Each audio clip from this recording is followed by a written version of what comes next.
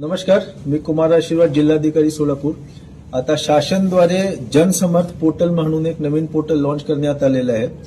जेही नॅशनलाइज्ड बँक्समध्ये ज्यांचे खाते आहे ते लोक ऑनलाईन जर त्यांनी अप्लाय केलं हा जनसमर्थ पोर्टलवर, तर त्यांच्या जे कर्ज आहे ते 1 ते 2 तासात तो अप्रूव्ह होईल।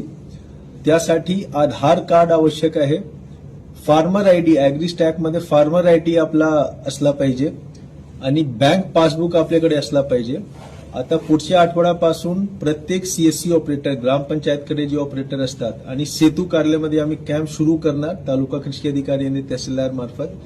कृषी सहाय्यक आणि तालुका कृषी अधिकाऱ्याला मी सांगितलं आहे की सर्व जे शेतकरी आहेत, जे यासाठी पात्र आहेत, ज्यांच्याकडे फार्मर आयडी ॲग्रीस्टॅकमध्ये आहे, ज्यांच्याकडे आधार कार्ड आहे, आधार मोबाईलची लिंक आहे आणि बँक पासबुक आहे, हे सर्व जे शेतकरी बांधव आहेत त्यांना आम्ही स्वतः सेतू कार्यालयाने सीएससी ऑपरेटरकडे आणणार कृषी सहाय्यक मार्फत आणि त्या ठिकाणी आमचे ऑपरेटर बसले असतील, ते लोक आपले रजिस्ट्रेशन करून घेतील आणि आपला जे पीक कर्ज पाहिजे, किसान क्रेडिट कार्ड आणि पीक कर्ज जे पाहिजे त्यासाठी ऍप्लिकेशन पण आम्ही आपल्या वतीने आपण त्या कॅम्पवर करून घेऊ।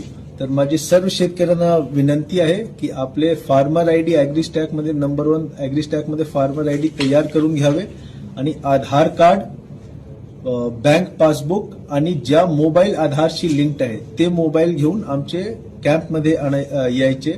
कृषी सहाय्यक मार्फत जे शेतकऱ्यांचे व्हॉट्सअप ग्रुप आहे त्या व्हॉट्सअप ग्रुपवर आम्ही मेसेज पण कृषी सहाय्यक पाठवणार। आम्ही प्रेसमध्ये पण पूर्ण हे जे जनसमर्थ योजना आहे त्याचे काय उद्देश आहे, काय फायदे आहे, वेळापत्रक जे कॅम्पचे ते सगळे आम्ही आपल्याला सांगणार।